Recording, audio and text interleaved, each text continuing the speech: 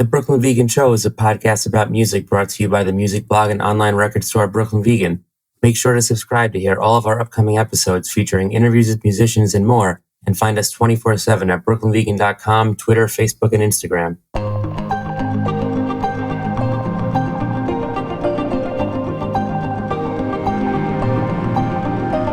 Hey, welcome to the new episode of the Brooklyn Vegan Podcast. I'm Brooklyn Vegan editor Andrew Sacher. So we recently launched this podcast with a new interview with Joyce Manor, but this episode actually has a slightly older interview. Last year, we had a live stream show on Van's Channel 66 where we did interviews with musicians, but the show only aired once live and was never rebroadcast. Well, Vans was nice enough to give us back those interviews, and we're going to be gradually rolling them out on this podcast alongside our newer content. This episode is with Geoff Rickly, singer of Thursday, and it was recorded right when their breakthrough classic album Full Collapse was celebrating its 20th anniversary. Now, Thursday are actually in the midst of a 21st anniversary tour for that record. This interview was done last year, and Geoff reflected on the album. He talked about what a big breakthrough it was, not just for the band, but also for the sort of emo and post-hardcore scene overall. Talked about what went into making the record, what made it so unique. He also just kind of reflected on the whole history of Thursday, from their early days up to their initial breakup, to their reunion in the 2010s, and what they're up to now. He talked about the emo and post-hardcore scene overall, the way it went from the underground to the mainstream in the early 2000s, and what a big surprise that was for everyone involved, including Thursday. And he also kind of talked about the revival that happened in the 2010s and the way the perspective has changed over the years. He talked about other bands he's worked with, including My Chemical Romance and Touche, Amore, and a lot of other stuff. It was a really great chat, and if you missed it the first time around, I'm very excited for you to hear it. So here it is. Thanks for coming on. Hey, thanks for having me. It's good to see you, Andrew. Yeah, you too. Full Collapse is an album that's near and dear to my heart. Its impact cannot be overstated. It had an immediate influence on the emo and post-hardcore bands of the early 2000s, and that influence has continued. There was a new generation of bands emerged about 10 years ago now, bands like Touche, Amore, La Dispute, Pianos Become the Teeth. They kind of carry the torch for what Full Collapse kind of helped bring to prominence. Full Collapse is a really influential record, and that whole era of music continues to its influence continues to show itself in interesting ways. And, we've all kind of looked back on it and we've learned what parts of it were great, and we've kind of fixed some of the parts of it that weren't as great. And it's a really important time for music, and I'm really stoked to have you here to talk about it with us, Geoff. Yeah, no, it's exciting for me to talk about it too. I mean, all this talk of like Touche Amore and La Dispute and Thursday and the bands like that. I mean, it sounds like you'd have to be from Brooklyn and a vegan to know what that. No, I'm just kidding. I love those kinds of comments. That was great. No, yeah, it's really. I think it's really exciting that you mentioned Stay Inside, because it is incredible that now bands that came out 10 years after Full Collapse, like Touche Amore, La Dispute, and stuff like that, they're now like the influential bands that have already influenced the next generation of bands, because about a decade is about a generation for a band, right? So now it's like, you just get to see the next generation. That's great. That's really exciting. And it's wild to see. I mean, I'm sure your perspective is a little different than mine, but so we'll talk about this soon, but you released No Devolution kind of just at the 10th anniversary of Full Collapse. And yeah, same week, 10 years later. Right. And like, it felt like that moment kind of just like, that's when it ended, and you and Thrice had kind of broken up at just the same time. And I felt like that whole decade was a real clear, just kind of rise. And I don't want to say fall, because that sounds negative, but kind of bookended. And it's like with the Touche Amore generation, I don't know, it doesn't feel like it was as long ago to me as Full Collapse felt in 2011. Yeah, not at all. I think also more changed in the decade between Full Collapse and Touche. We'll use those kind of, between Full Collapse and No Devolution. Mm-hmm.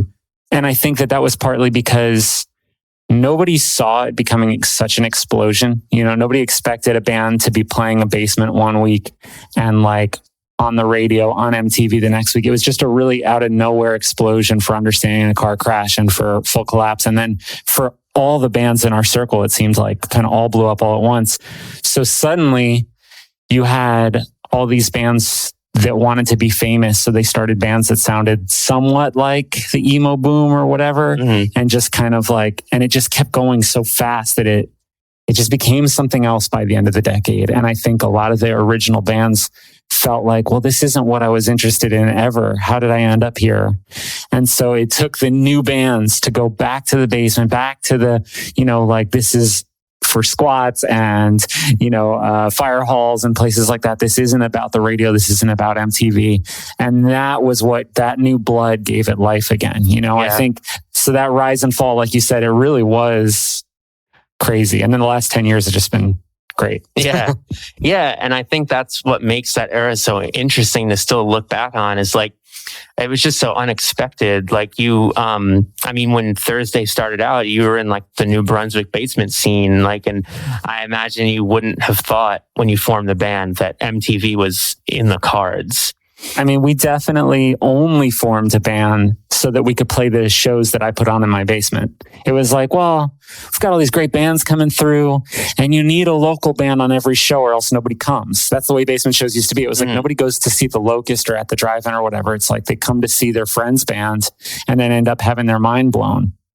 So it's like the more local bands, the better. Let's just start something. We'll play a couple songs. That was literally the only point of Thursday when we started. It was like, let's play a couple shows, play a couple songs, let's hang out. Let's give some people some places to sleep and it'll be fun, And then, it got away from us. 23 years later, sitting here talking about it and still being in a band with the same people is really surreal. So what kind of impacted, the New Brunswick basement scene is so sort of legendary.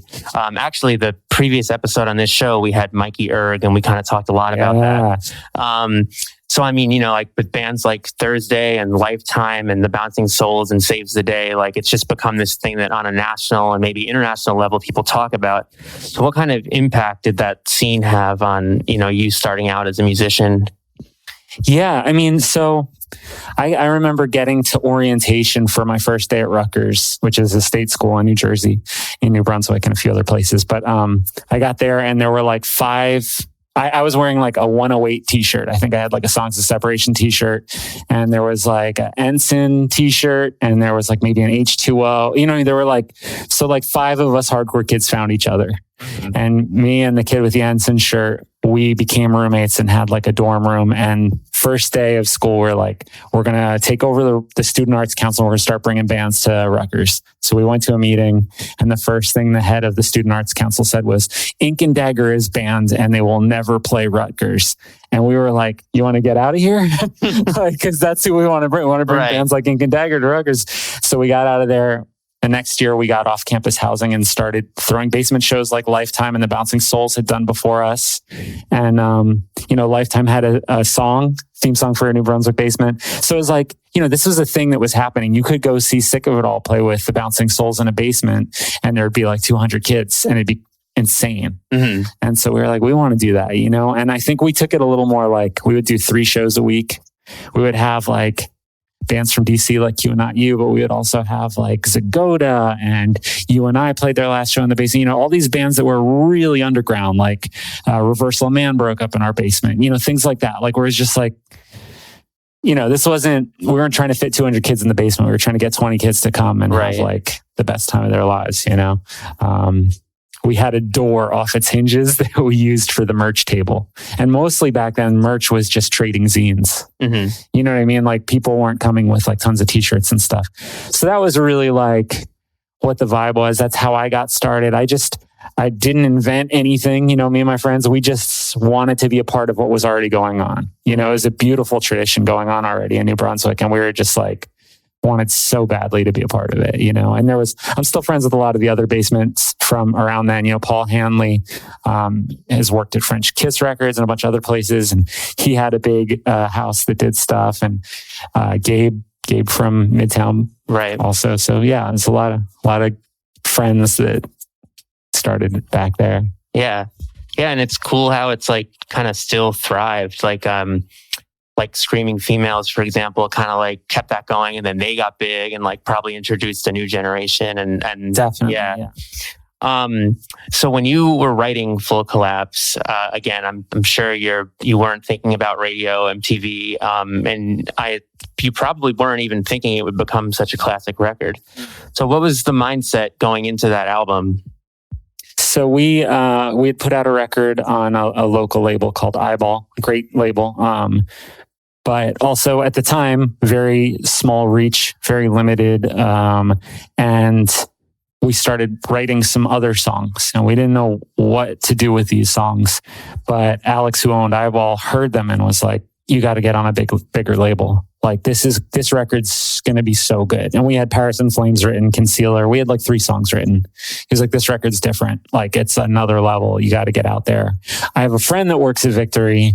Maybe I can convince her to sign you. You know what I mean? So it's very much like he was looking for a home for us. Mm-hmm. And we were kind of like, well, Victory, that's like from New Brunswick, we have Dead Guy, so it was like, that's a good label, like Dead Guy, legendary, also Snapcase and stuff like that, really cool stuff. Let's try and do it, So we all agreed we would drop out of school for 1 year, and we would tour for 1 year, and that was it. Then we'd all go back to school. So that was really it. It was like, let's do one record, see if we can play some great shows and have some fun on tour and really do it, like that was it. That was the whole mindset. We had the basement that we practiced in, and we put mattresses up against the windows and tried to write songs. I still remember, writing Cross Out the Eyes in that basement. I remember I had my guitar with me at my clerk job. I had like a clerk job where I photocopied papers, and it was very boring, but I snuck a guitar into the room and wrote the main riff from Cross Out the Eyes, and got fired because the guy was like, you can't be playing guitar at work, right? I was like, I guess. I don't know. It never really occurred to me. Like, I'm only photocopying paper. Right. So yeah, it was just, it's just a bunch of kids like working jobs and going to school and trying to play some music for a little bit of time. We wanted to be part of the community. Like nobody thought we were going to blow up or anything. And to be honest, when the record came out, it was considered a failure. Like our label was like, you sold 700 records. It's been out for a month. Like nobody cares. And we were just on tour. And literally nobody cared. We would come across the one crazy kid every night. They'd be like, that was amazing. And everybody else is kind of like, I don't know. Is it supposed to be like The Cure, or is it supposed to be like Snapcase? What is it? And it wasn't until Saves the Day took us on tour that it started. That was almost a year in, but it started really happening for us right then. So what did you guys kind of think in like when Understanding in a Car Crash was on MTV? Like, what was the reaction within the band? It was just like, nobody really believed that it was real because we were one of 4 on a tour. We were the first out of 4 bands with Saves the Day. They were on MTV, like At Your Funerals on MTV.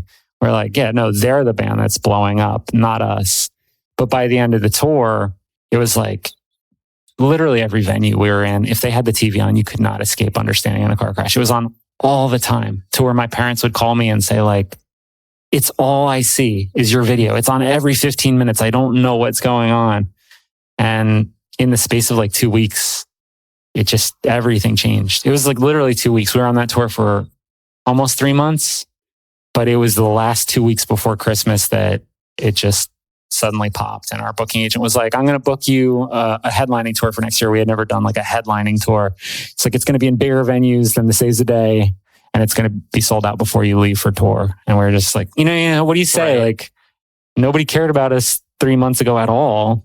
And now you're telling us we're bigger than all our friends who are in actual big bands that people like. You know what I mean? Like it was a pretty surreal thing because it wasn't what we wanted. It was our second record, and we were kind of like a year into our second record, had no hopes and dreams of being famous, but all of a sudden it was a thing. We didn't know what it was, but it was a thing. Mm-hmm.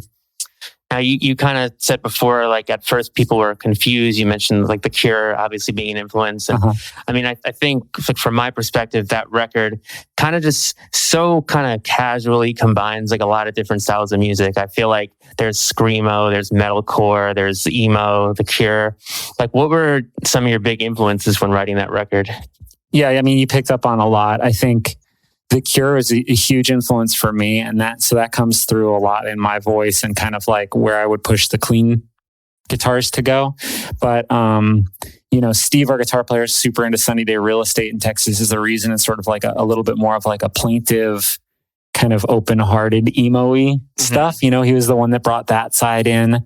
And Tucker was always into like, he loved drummers, so people like Stuart Copeland from The Police. Like you can really hear that on Understanding a Car Crash, a few other places, The Clash, drummers like that, like where there's like a different rhythm brought in than what you'd expect to be there. But then Tom and I were super into like really scramsy, we didn't call it scrams back then, but really screamy, emo, hardcore stuff. Tom from You and I and The Assistant and all the amazing bands he's done since then. Screams on Cross Out the Eyes and Autobiography of a Nation. And, I tried to learn guitar to be in The Assistant. Like, you know what I mean? Like we were very close. We lived together. And so that was a big influence, like Orchid, Reversal Man, Sacher. Those were all bands that were like huge to me. And I always tried to push us in those directions. I think on War All the Time, I got a little closer, but it still never really, like there was so much else going on in the music that scrams element never came to the forefront. And, but it's all in there, like you said. Also Tim, our bass player, he was the one that was the most different from us. And this is very insider baseball, like to the average person, they're going to hear like Hoover and Lungfish and like all this certain kind of like darker indie rock stuff and be like, yeah, what's the difference? But it's like to us, that was a pretty different scene. Back then it was considered like indie rock. Even though it was like dark and heavy. So he brought that influence into the band. So we had a lot of stuff swirling around back then, and we didn't try to pick a style. We tried to put it all together into just like, this is who we are. I was very like deeply into a bunch of postmodern ideas about writing. So I put that into, and it just somehow kind of turned into Full Collapse. It was its own little weird world of a record.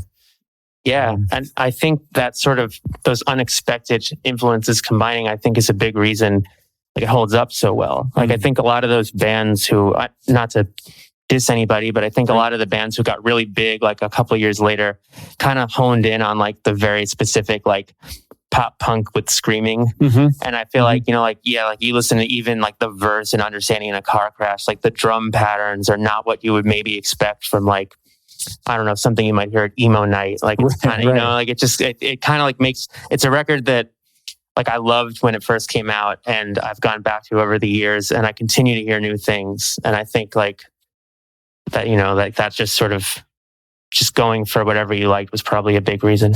I really, really appreciate that. And I think there's something that people say to young bands a lot, which I think it's easy to miss it when you're young. But they're like, whatever you're into, check out all the stuff they're into, because it's not, you shouldn't be copying a band. You know what I mean? You should be like, notice that like, oh, and this is where this comes from. And this is where this comes from. This is where this comes from.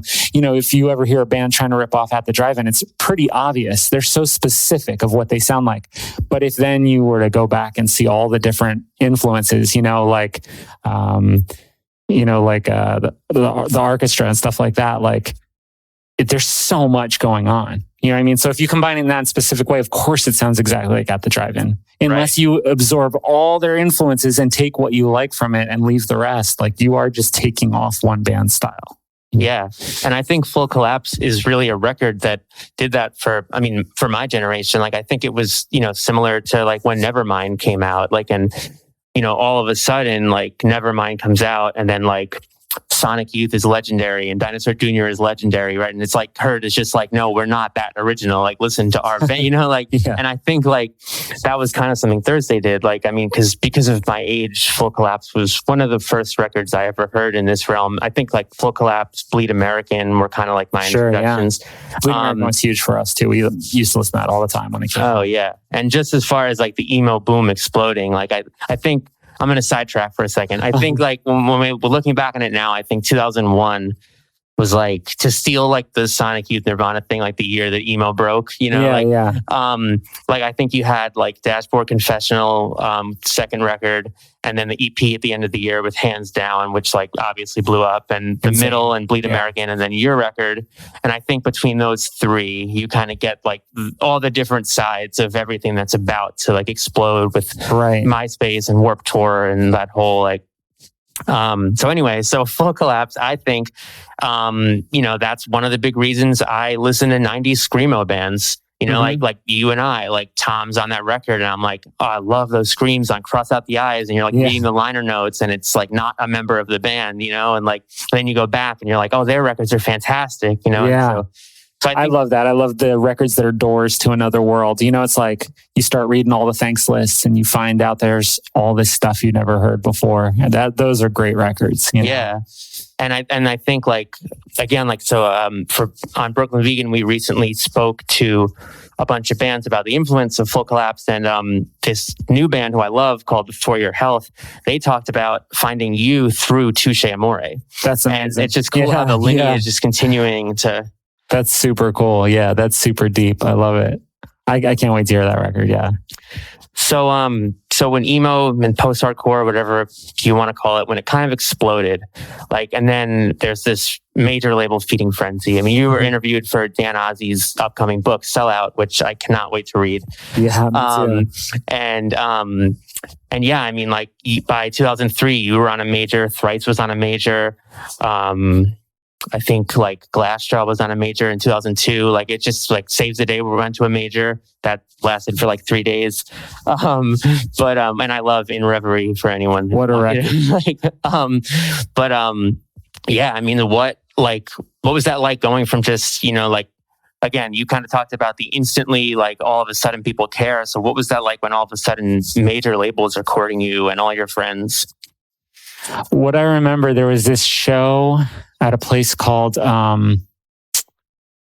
was like the Savannah or the Mirage or the like, it had some name like that, but it was in Long Island and I think it was in a strip mall. And they said it held like 400 people, but our tour manager used to stand with a clicker counting how many people they had to pay because they would always try to underpay you, So they put in 800 people. So it was definitely twice as many people as should have been in there. And there was like, it was in the strip mall and it had like these like water fountains behind the stage. And it was just like, it shouldn't have had a show in it. Definitely. It was like the hotel lobby or something it looked like. And it was so insane. And the crowd was just spilling onto the stage and the stage was like almost going to fall down. It was like us Taking Back Sunday. It was like a bunch of bands. And when I went to the back of the room, people were like, yeah, I just saw all the major label heads in the back glaring at each other. Like Universal was over there, like talking shit about, Warner Brothers, and Warner Brothers was like talking about Island, and Island was like, and it's just such a weird feeling. It was like, wait, they came to a strip mall in Long Island to see us and Taking Back Sunday, who at the time, like they had like a demo, like they didn't even have a record yet, right. I don't think. And, it just seems so absurd. You know what I mean? Like, why are you guys slumming it here with us kids,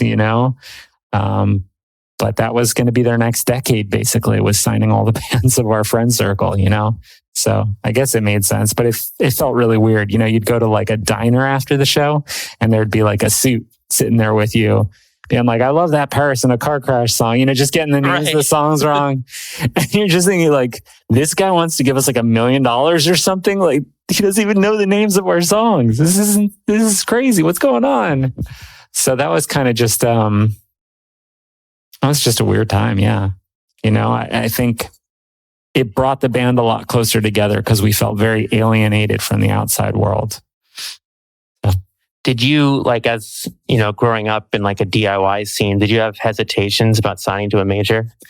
Yeah, none of us really wanted to sign to a major, but we were in such a open public battle with our indie label who was treating us like so badly that we couldn't believe that a major label could be any worse. Mm-hmm. That was kind of where we were at. All the Fugazi fans in the band had long ago felt like, well, that ship has sailed. We're on Victory. There's no going back. We're not on Discord.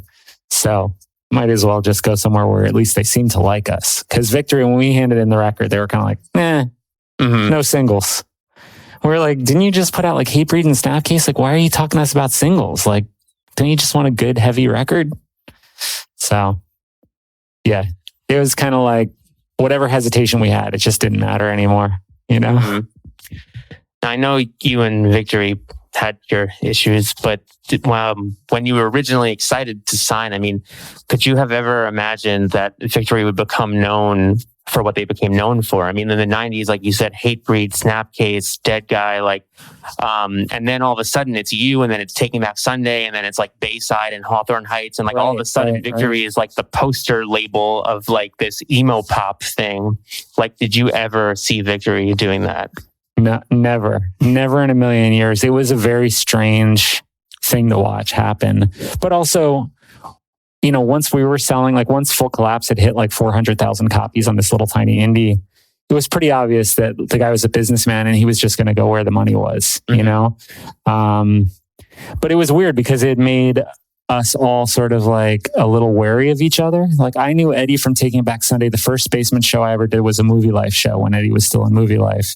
So I had known Eddie for a long time. And then suddenly everybody on the label saying, oh, Taking Back Sunday's the next Thursday. They're going to the same studio. Same artist is doing the album cover. Same, you know, same this, same that, same that. And we're kind of like, why are they trying to be us? Right. Is what it felt like. That was from the label though. Like Taking Back Sunday always wanted to be their own thing. You know, they were much more of a pop band than we ever were. And I think the more pop they went, the better they were.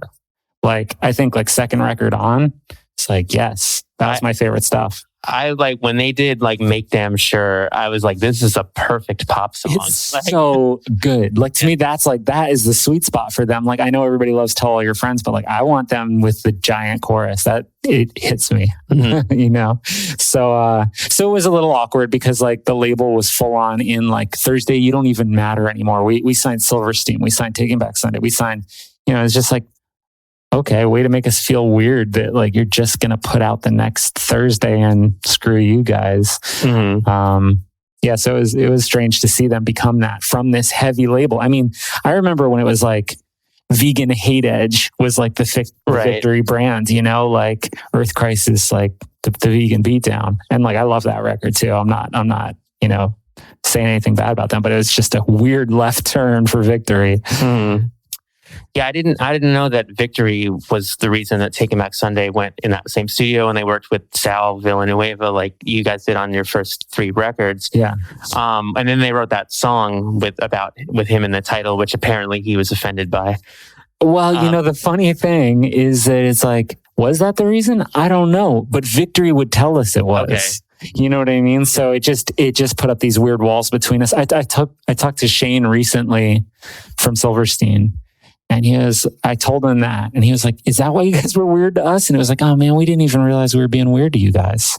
But like, yeah, that's probably why we were being weird to you. It's like, everybody's telling us like, oh, it's like Thursday, but the singer knows how to sing. He's not tone deaf. You know what I mean? And it's like, oh, well, great. Thanks. Yeah. Yeah. Well, I think I'm going to go play a little music. We'll take a short break and then we'll talk about a lot more stuff. Sounds good. We just heard Firefly by Saves the Day off of Stay What You Are, which is the album Saves the Day we're supporting when they took you out on your Full Collapse tour. That was like the highlight of my night every night when they played that song. That's like my favorite song on that record. It's so good. At Your Funeral is good, you know, but Firefly could have been the hit. Yeah, that's the deep cut. Yeah. And then Deadbolt by Thrice, a band who, as you pointed out when you both broke up, had a very parallel career to Thursday. Kind of went to a major at the same time, kind of got like artistic. Same major. Yeah, same island, right? Yeah. He kind of both like in the late 2000s went in like a weirder direction and then kind of broke up around the same time. Yeah. And then the last song was by a small obscure band called My Chemical Romance, also from Jersey. That's right. That record came out on Eyeball Records, which was the same label as the first Thursday album. It was produced by you. And actually that song I sing on. You sing on that song, right? Which, yeah. So what, tell us about producing My Chemical Romance. Yeah, it was not something that I was like super excited for a long time to do. I knew Mikey from parties at the Eyeball House I liked Mikey a lot. And he was like, you're going to love my brother, you know, G, he called him G all the time. You're going to love my brother, G. Gerard. Yeah, he's the best, you know, comic book artist. He's always home just working on comic books.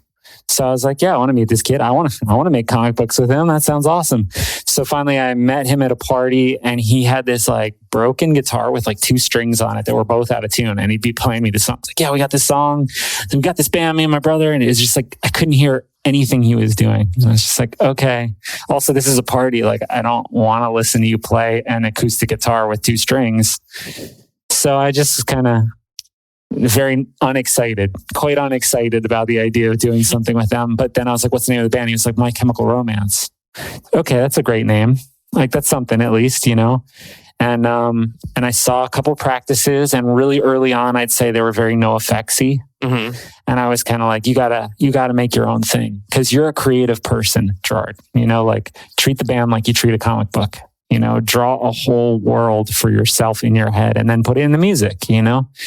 And it was one of those things that the next time I saw them, he had done it so thoroughly that I couldn't believe it was the same band. Like, it was beautiful what he had made. And they gave me one song on a CDR, because it was back in the day of the CDR. Right. And it was just Vampires Will Never Hurt You. And we left for tour, and I put it in the stereo, and the whole band was like, what's this? It's like, this is Gerard and Mikey's band. And I'm like, this is kind of good. And by the end of the tour, they're like, turn it off if you play that song one more time. But I realized there was something special there. And I got really excited about getting home and making the record with them. And that was a blur. It was like 2 weeks. It went by like that, you know. But I remember by the end of it, I remember giving them a pep talk, because Mikey was like, you don't think we'll ever be as big as Thursday, you know? And I was like, dude, I think you're going to be so much bigger than Thursday. It's not even funny. He was like, how big? And I was like, Good Charlotte big. You know, that was as big as I could imagine at the time. Like, how big could a punk band really be? I guess Good Charlotte. But, you know, they just blew past every expectation for even a guitar band at all. Right. At the time. So, yeah, it was a pretty wild thing to see happen. But, you know, just hearing that now, I thought, hey, that's pretty good, actually. You know, at the time I thought it was raw, but... Sorry. No, I just thought it was really raw at the time. So it sounded pretty good too. Yeah, no, it holds up really well. And it's like, you know, it's cool to hear that record, like, in comparison to all this stuff that got so popular by them. You know, it's like it's just like kind of a little snapshot into like before they, you know, became like what we all now know them as. And yeah, they were like thrashier kind of and fast. Yeah. And also sort of had the thing that Thursday had, which was like just jump from idea to idea, which also, you know, you hear in Deadbolt from Thrice, you know, it's just, they're just jumping from cool idea to cool idea to cool idea, rather than being like, what's the chorus? It's like, yeah, what chorus? Yeah, that song is like, I mean, the structure of it was like, again, like for me, a very formative song. It just kind of like made me rethink like what kind of music could be. Like, it didn't have to go verse, chorus. And like, just like the ending of that song where it's all slow and it's like, all slow and cave-in-y at the end. Yeah, it's very cool. Like, I mean, it was, they were like, to talk about Thrice for a minute, I feel like what they were doing was so interesting. It's like, they were like caught between like almost being like Metallica. But sometimes, you know, they had like some real thrash metal stuff. Definitely, and like, thrash, and then they were like also sometimes a pop punk band. And it was like, and then sometimes they were just straight up metalcore. Very California of them. Like, I would always say like, we're parallels from different coasts. Like, we could never sound like that being from New York, New Jersey area. Like, but also like you could, you know, you're from LA, like you had to have some Orange County in you. You know what I mean? Like that. That's what I hear when I hear it. It's like all these fast skate bands, you know, I hear it's like they're shredding. Yeah. You know? Yeah, I think that's true. Like Thursday and Thrice really felt just kind of like parallels from an opposite coast. And when you put that split out in, I think 03, where I think it was like For the Workforce, Drowning was on one side. And then they had, I can't remember, but a song from Artists in the Ambulance. Yeah. I'm going to butcher the title, the one with the moon in the title. But good heavy track. Yeah. And it was like, it felt like a real kind of just like a good little snapshot of like what was kind of happening. Like, you know, So, but like I said earlier, like you and Thrice both kind of, and a few other bands, by the mid to late 2000s, kind of started to like depart from what like we were kind of would call like, you know, like I guess the emo and post-hardcore sound that was big with Warped Tour and MySpace and Hot Topic. Like I think with A City by the Light Divided, you started working with Dave Fridman, who a lot of people know as a Flaming Lips collaborator. Sure, yeah. And you did your last 3 records with him. And around that same time, you did United Nations, where you really tapped into like the screamo, scramsy stuff that you were talking about earlier. Yeah. What were you kind of thinking? Like, we need to let people know we're not this? Like, was that, or was it just like that was where the music was going and you ran with it, or a mix? It definitely wasn't where music felt like it was going to me. It was feeling like, okay, a lot of bands had come into what we were doing and picked up an influence and then started carrying it forward to a place that we just didn't like or feel comfortable with.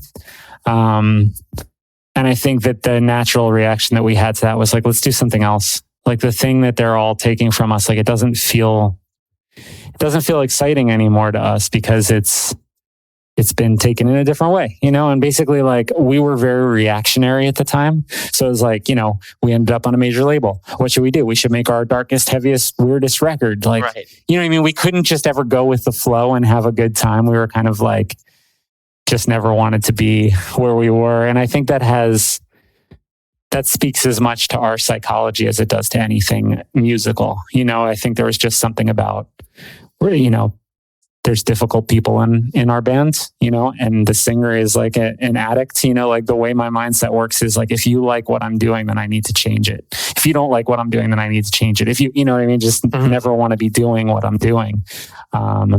So yeah, it was like, well, what are we going to do now? You know? And so that began like a real period of experimentation for a lot of the bands that were like us, that just didn't want to be a part of the mainstream narrative anymore. And so like bands like Thrice and us were kind of like, and the thing that was cool then was we had been going on a parallel track, but the directions that we split off in were like polar opposites. You know what I mean? They went more like literary, political, and we went more like deep introspective, you know, like kind of spacey and dark and sad. Yeah. So how did you initially get hooked up with Dave Fridman, and what was that experience like working with him? You know, basically the label was like, do you want to try something new? You know, you've been doing all your records with the same person. And we were like, yeah, you know, like let's try something new. So we started auditioning producers, and we talked to Rich Costi was another big one. He had done like Muse and Franz Ferdinand and some other big records. And, you know, basically Dave was just the one that was the most exciting and the one that felt like the biggest risk, because he had just done The Woods for Sleater Kinney. And I loved the record so much. And I was also like, but if our records sound like that, I don't know what I'm going to do. It's so chaotic. And like Thursday's already so chaotic. We need somebody to like smooth it out a little, you know? So we went up, we visited him in Tarbucks up outside Buffalo. And, he was just, we could just tell he was one of our kind of people. He was just like, yeah, nobody wants me to make a Thursday record. They want me to make a cool indie rock record. So I'm going to do a Thursday record. Like that sound. We're like, oh, you're like us. So whatever anybody wants you to do, you're going to go the opposite way. Right. Let's work together and make something that everybody hates. You know, that's kind of like our first thought. But actually like, you know, it took us a little while to click, and I don't think it fully clicked on. I love A City by the Light Divided. I think it's really good. I think Common Existence is by far our most misunderstood record. But I think that the way that we worked and the way Dave worked came together on No Devolution. I don't think that we had fully gelled until that point. And then I think that record is a really beautiful culmination of like the way he makes soundscape. And we sort of leaned back into like, everything doesn't have to be so heavy. We can like lean into the soundscape stuff more. And it all started to kind of work together then. I 100% agree.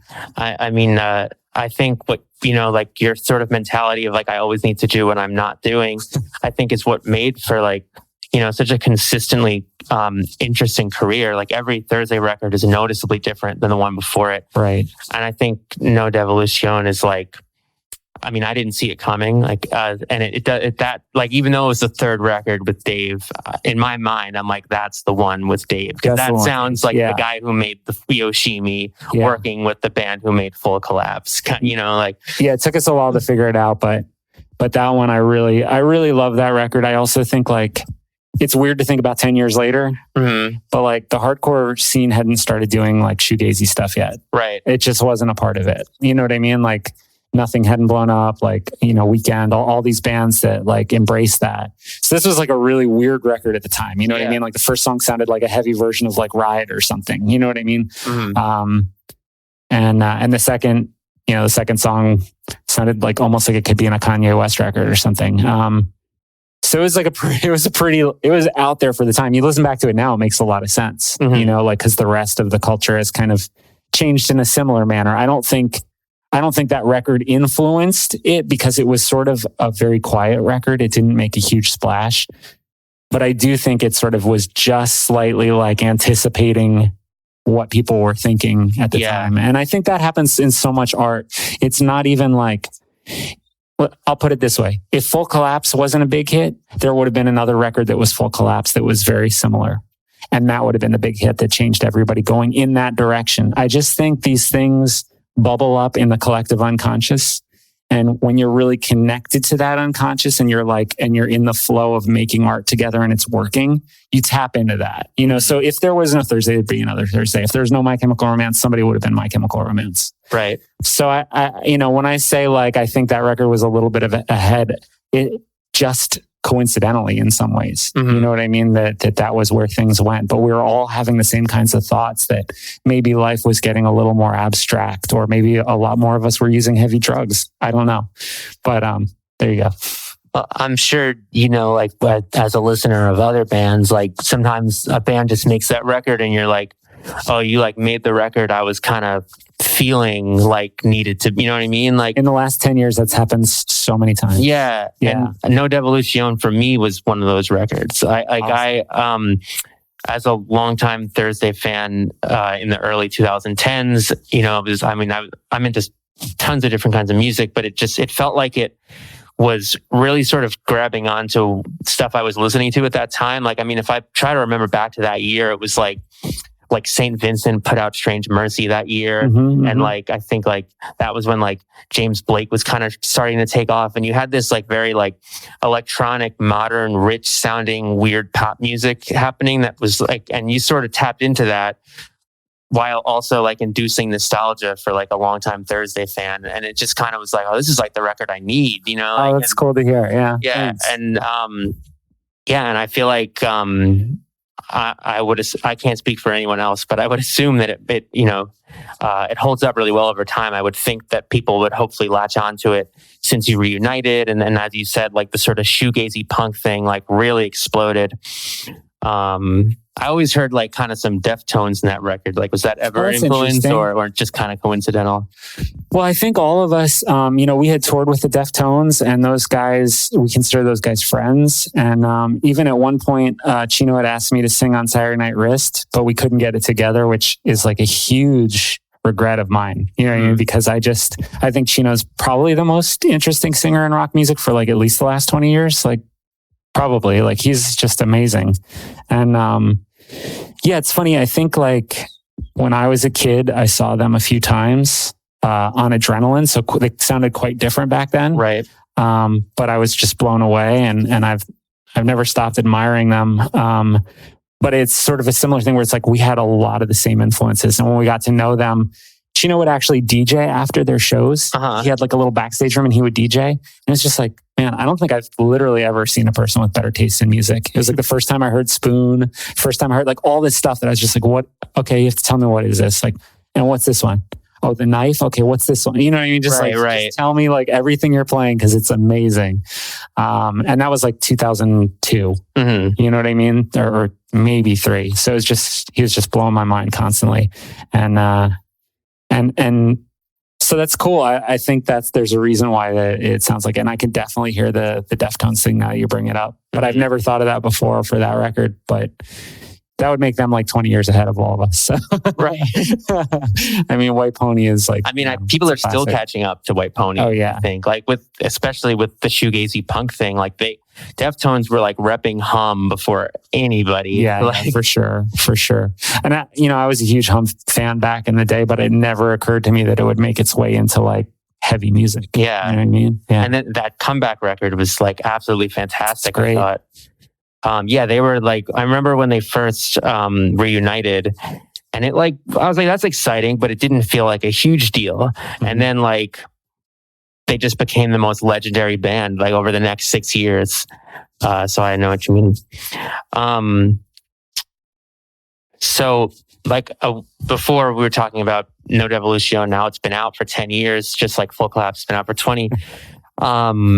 I think, when you sort of, you did the reunion shows and then you kind of took a little break and you were like, we might not go as hard on the touring anymore until maybe unless there's new music. And you brought up Portishead and My Bloody Valentine as examples of bands who just took their time and didn't put out a record just to put out a record and made sure that it would be great. Do you still think that could be in the future for Thursday? It's such a good question.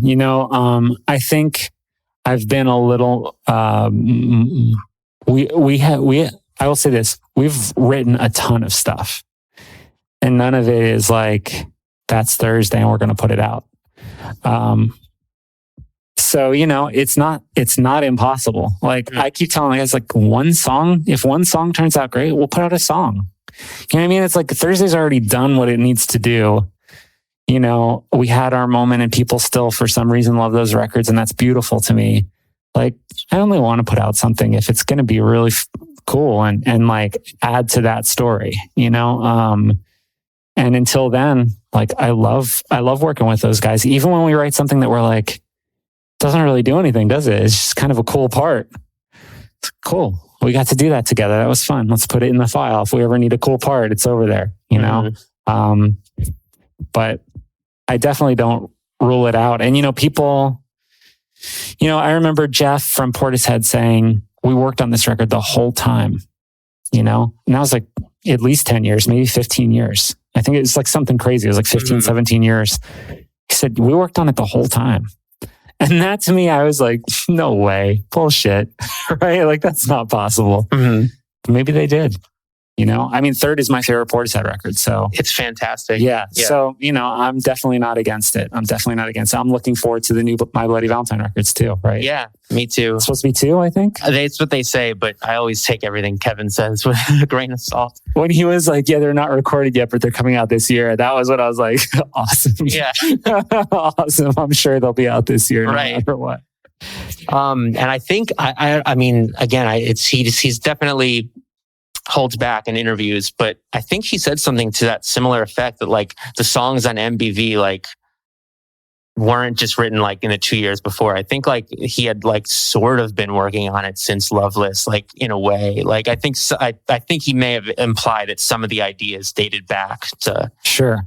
It's interesting though, because I think a band like My Bloody Valentine, you could have all those songs finished, but that last twist of how they sound and how the drums are pulsing and the way like everybody's singing on it, like that's what makes it a My Bloody Valentine record, right? So it's like, I totally would believe that he had half those songs, but if they were just him strumming a guitar and somebody singing, that's not really, you know what I mean? So it's like, maybe it was like a month of like, now it's all working and I figured out the last touch of each one of these pieces that I've been working on for 10 years. And then it's like the record's done, So I always try to keep myself open to those last minute changes that can take a throwaway song and turn them into something that you're like, this is actually kind of cool and special. And I want people to hear it. Right. And I try to stay, active all the time, whether it was, with United Nations, the last record we did, or, I have a new No Devotion record coming out this year that I think I'm really happy that I got to make it with my friends because I think it's some of the best stuff I've ever done in my life. So I'm really excited. I'm excited to hear it. Do you feel at all like the more time that goes by without a Thursday record, that if you were to do one, like the pressure builds? Like at first it could be like first record in 4 years, and then it could be first record in 10 years. And right. Yeah, certainly. It feels like the door closes a little more every day. You know what I mean? Because the pressure in 2016 when we got back together or started playing together again or whatever, because it's like, does a band ever really break up? You know, it's a weird thing to think of. But so we started playing again in 2016 and became friends again. And I was like, should we write some music? And we had a bunch of demos that were cool.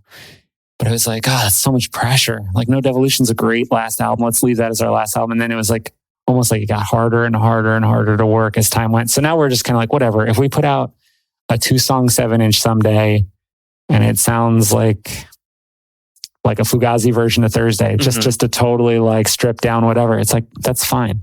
Like, who cares? You know what I mean? Like, I just want it to be good. If it's good, we'll put it out. Yeah, do like the Sunny Day Real Estate thing. They did like a split 7-inch with Circa Survive and then disappeared again. Yeah. Like Sunny Day is a great example because like they had broken up after that second record. And I went to see them, their first reunion show. And they busted out a whole new album that I didn't even know was coming out. And it was just like, whoa. You know what I mean? It was just one of those things. And it was just so different. And all I thought was, but it's really good. It doesn't matter to me that it's not 7, that it's not Jinnah, that it's not like one of these classic Sunny Day songs. It's like a, you know, it's dreamy. It almost sounded like a Jeremy Unick solo record. Yeah. I didn't care. It was just so good. It was like, give me more of that. How It Feels to Be Something On is my favorite. That's the best one now. Yeah. I know Diary is the most important. Like I know we need Diary to even be having this conversation. Totally, like talking about emo in 2021. But like How It Feels is, those are like, I feel like to me, those are the kinds of records I look for. Yeah. Like, I mean, I get that from like A City by the Light Divided and No Devolution too. Like just the ones where like, I don't know, it's kind of going, I don't know how to put it. You know what I mean? Like, these personal, quirky, you know, it just either it makes sense to you or it doesn't. It's not like trying to make a statement. It's like, if you need this record, here it is. Right. Tell one of your friends about it. Yeah. And it's funny. It's like between the parallels of your band and Sunny Day, it's like you both kind of have like the important record and then like the crazy artistic record, you know? And I feel like there's like this constant like war on Twitter of like, what's really the best Thursday record? You know, like even when people are talking about the full Collapse anniversary, you have a lot of people being like, yeah, but like they really got good on War all the time, you know? Like, and to me, I hated that record. When we released that record, I was like so bummed because to me, it was such a depressing record. But now I look back and I'm like, well, look at the times. It's very you know what I mean? Yeah, it was very much what was going on. So, but at the time I was like, yikes, we have to play these songs every night. It's depressing. But yeah, it's funny to me when I see people say that's our best record. I just think like, wow, if we had heard people say that back then, we would have been so psyched because we just felt like, I don't know. It was your pretty mad. Right. It was your most popular, right? It was, I think, a top 10 record, like on the Billboard chart, which I think is top 10. Yeah. And had a radio song. Was Signals Over the Air the big song? Yeah. I'm Weird. like, what? Weird. Yeah, right. It's like, did the radio pick up on this? Like, is it like an ironic thing? Like, are they like, I know. It felt very like, I don't know. It just felt like the whole thing was kind of off a notch, but somehow it was working. So we were like, all right. That's weird. K-Rock is playing Signals Over the Air, which talks about like how corrupt the radio is or whatever, you know? Right. All right. Well, it's a great song and a great record. I mean, For the Workforce, Drowning is like, to me, like the opening song at a Thursday show. Like when you guys open with that, I'm like, it's going to be a good Thursday show. Yeah, I agree. I feel the same way. So when you put out No Devolution, the one song on it, the last song, Stay True, you kind of like explicitly handed the torch over to Touche Amore. And like, I think the first time you played that song was at Starland. I was at that show and you on stage dedicated it to them, Pianos, La Dispute, and two of the opening bands, Make Do and Mend and Aficionado. And I feel like that was a real, just clear passing of the torch moment. Like Touche had just put out Parting the Sea, which I feel like is their full Collapse. Like, and they're a similar band where they just keep going more into whatever they're going into, and they keep making fantastic records. And I envy Touche. Can I just say real quick? I envy their career path because that sounds so stupid. Right. I envy their album cycle because I thought Parting the Sea was their full Collapse and maybe it would end up as their defining moment. But then they put out Stage 4 and it's like, wow, if they keep on putting out records this good, you're going to just be able to be like, yeah, they're just a really good band. They have like 5 classic albums. You know what I mean? And the new one is like maybe received even better than Stage 4. And I mean, the new one's amazing too. So Yeah. it's just kind of, I think like, they've had a slower build, but like, I do think that there's a good chance that they'll be in the long run, a more important band than Thursday. And, I love that. You know what I mean? It's incredible. I love it. Their trajectory reminds me a little bit of Converge, because I feel like Converge, like, were kind of given the chance to like keep building, because like when, I don't mean this negatively, but when you got so popular and all eyes were on you, I feel like maybe it like changes. Like, I feel like they were like in the 2010s when, 90s metalcore bands are mostly broken up or kind of faded away and not making records. They were putting out like these gorgeous records. Yeah. And I see Touche going in that kind of like, they just get more beautiful sounding on each record, and they stay an aggressive, heavy band. And again, like their 5th record was like the first time like Pitchfork gave them Best New Music, for example, which feels like a major thing. And like, it's the kind of thing that you think a band gets on their first or second record. Right. It's like, that's when bands are they're hot. Most vital. Yeah. Yeah. And then it's like, you never think like, oh, the 5th record's going to be the first time. And I think NME gave it like an incredible review. And I was like, have NME ever even like reviewed this band? Like, right. But yeah, do you feel like, is that accurate at all? Do you feel like the fame affects that, or is that just me projecting? No. Yeah, I think it can. But I just think that they're just really smart, that they just keep it really simple. They just keep making records and they keep doing what they do, and they don't worry about whether it's getting bigger or smaller. They just keep going. And they've never had that moment where they've had to reckon with fame, right? Which has been really good for them. And so they just keep getting a little bit bigger, a little bit more well-known, even better. And to me, I think they're going to be an iconic band. I think they're going to be like a Black Flag type band where it's like 20 years from now, it's just like, did you see them when they were doing their thing? Like, did you see them back then? It's like, yeah, crazy. And you sing on their first record. Yeah. And Jeremy had known you for years before that, and the rest of Thursday. At what point did he send you like a demo or whatever, and you were like, this band is like that feeling you had with My Chemical Romance? Like, at what point did that happen with Touche Amore? So Jeremy had like ParisandFlames.net, which was like one of the first Thursday fan site things. And I had talked to him a bunch, and we had gone record shopping together. And he eventually told me, oh, I'm playing guitar in this one band at the time. They're called Thriller. And I went to see him and I was like, dude, you rip. You're a great guitar player. Like, I wasn't super head over heels about the band, but I was like, you're a great guitar player. That's cool, Jeremy.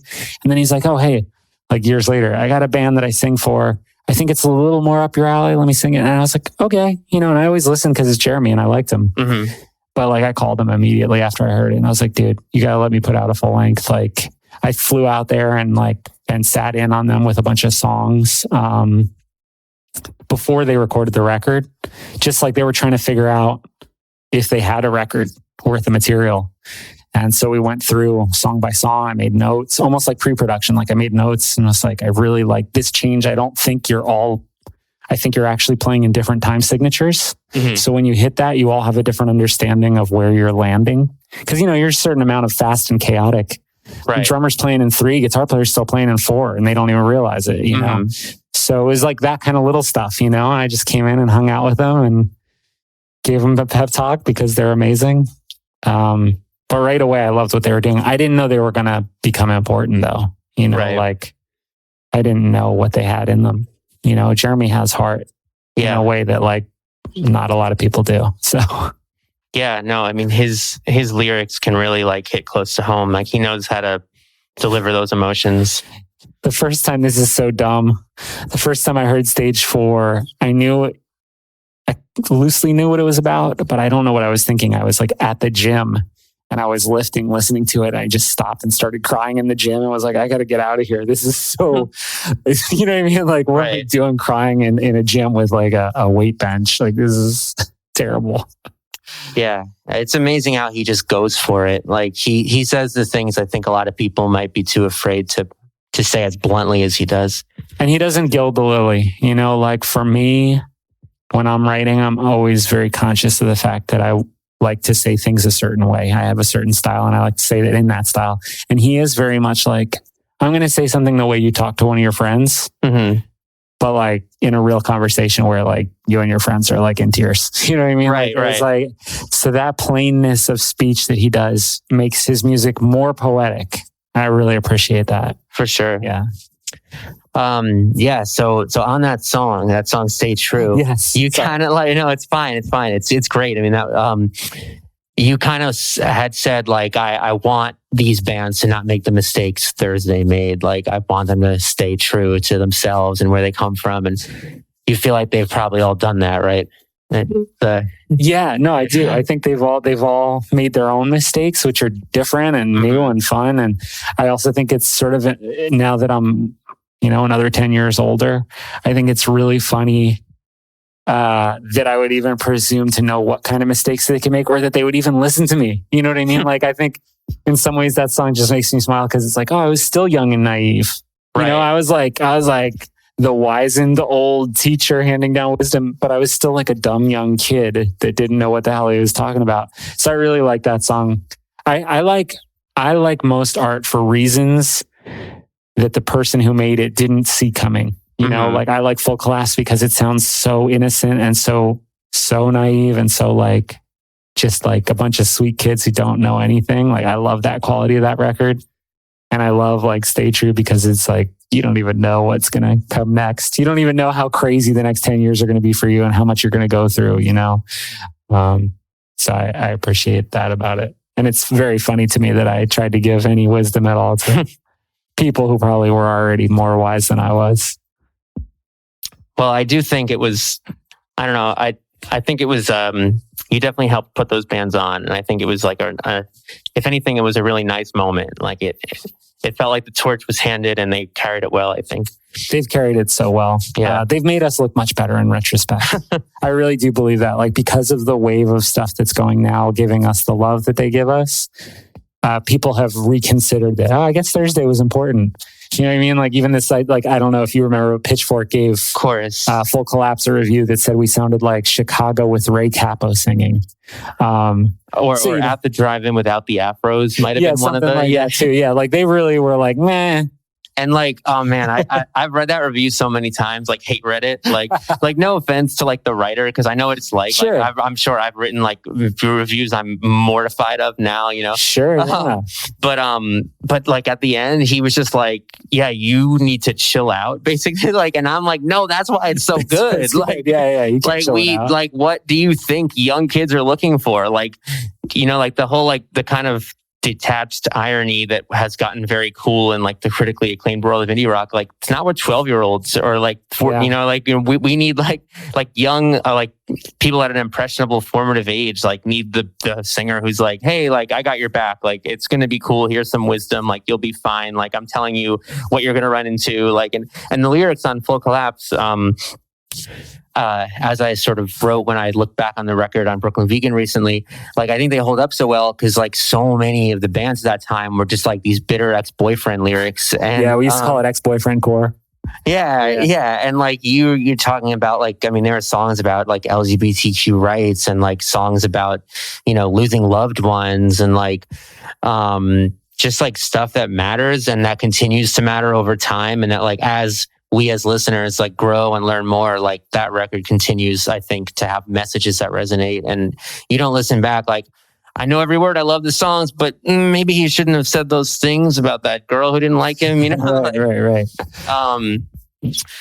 But yeah, so, when that record, again, like now it's this iconic classic record. When it came out again, like Pitchfork trashed it, and I don't know what other reviews there said, were a lot of reviews that basically said something to the effect of, if you want to be cool, guys, you're going to have to learn X, Y, and Z, right?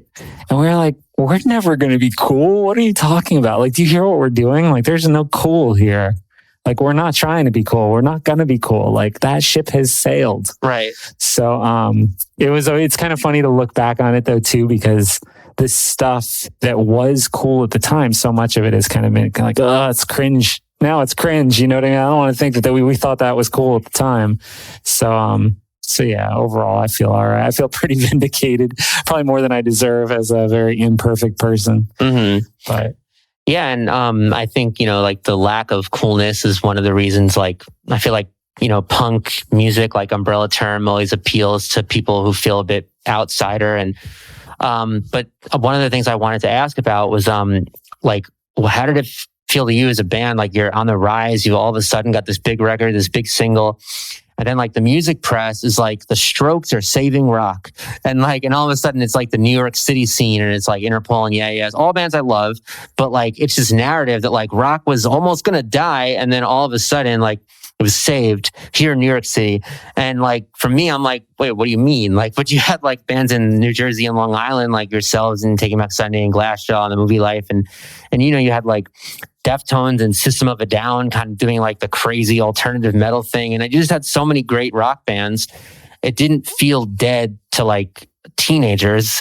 Like, was that weird hearing like that rock was being saved by these other bands like that, Honestly, it wasn't weird at all, because we very much didn't identify as rock music at all. And in some ways I was kind of like, don't bring it back. Like, I was like, yeah, of course the Strokes are going to be big. The guy's like, dad owns a modeling agency. Like, this is what rock and roll is. And this is why, like, I've always hated rock and roll. I never like Motley Crue or the LA Guns or anything. And you know what? I respect all that stuff now, and I respect the Strokes and all that stuff. It's all good. It's just not for me. You know what I mean? Like, that's just not what I'm interested in. For me, I'd rather like subvert rock and roll, kill it dead, like make something else. That's just what I'm interested in.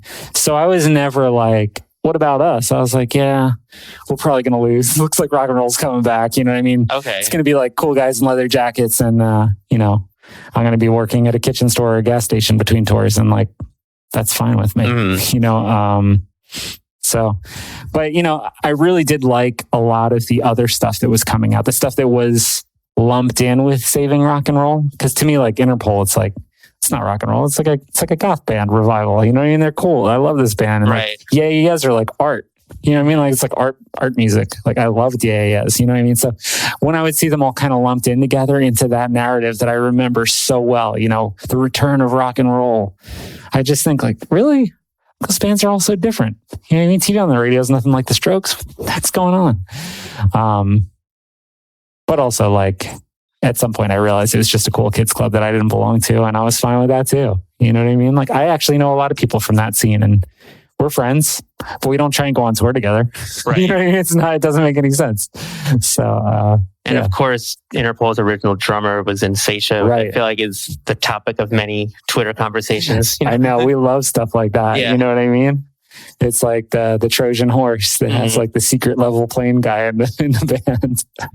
And I guess for me, like, when I say rock, I kind of just mean like guitar-based music. Like, totally. Yeah. Like I would look at, again, like when I was getting into music in that time, like bands like Thursday and bands like Interpol and the Yeah Yeahs were all great bands. Like, and they were all like, somewhat derived from punk, and it made me feel like I had my own music. It wasn't my parents' music,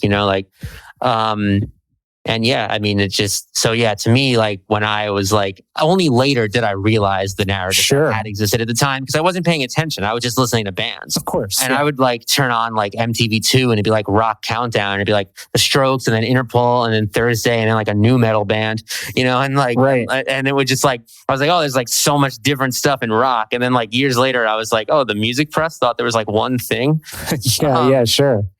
Well, I was also a lot older than you were. And like, I think I had an agenda that is it's not important to most people who listen to Thursday, So for me, it was like, I want to like go against the narrative of like what a rock band should be. And I want to like humanize people and just make it like, you can play music too. Like, we don't need to stand on a stage. I remember how much bands used to hate us because I was like one of those people, like, let's sit up on the floor in front of the stage before we got too big, where it was like, I think it was like the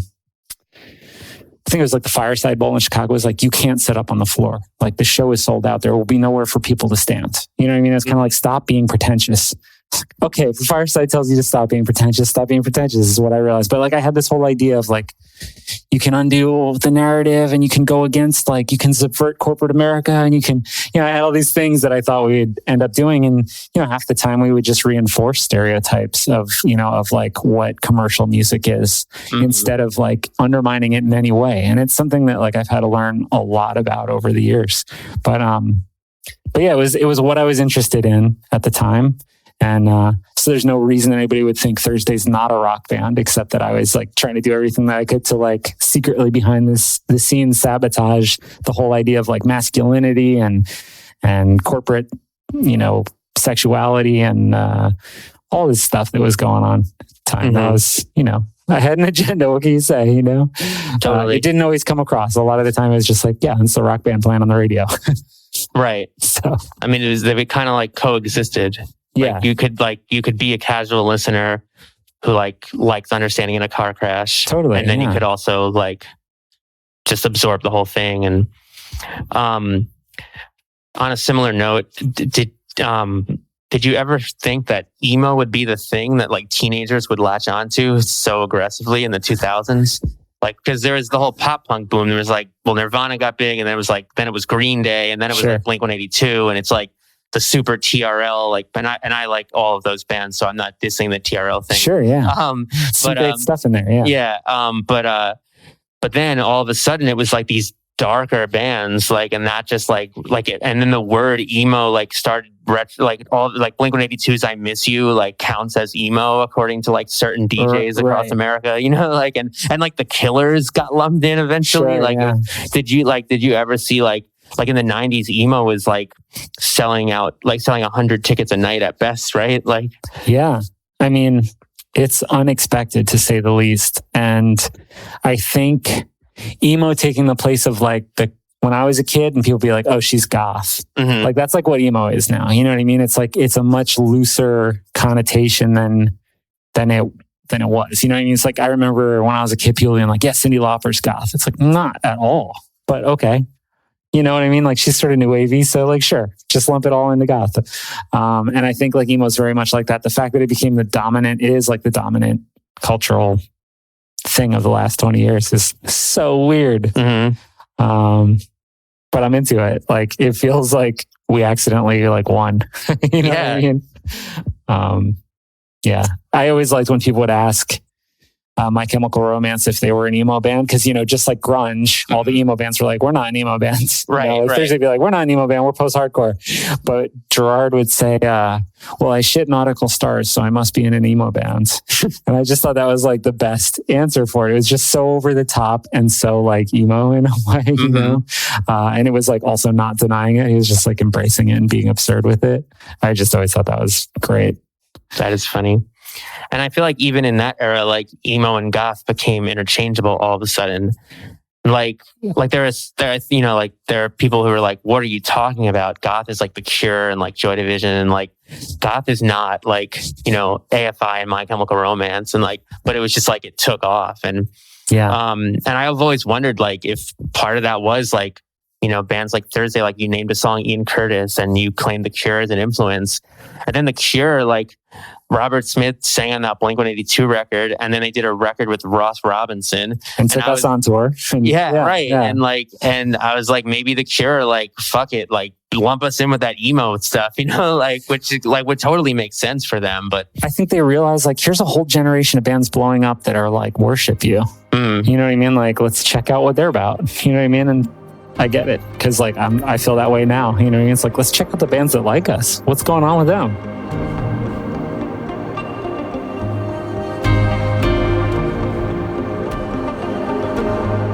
Hey, so that was our interview with Geoff Rickly. Thanks for listening. Thanks again to Geoff. Thanks to Vans.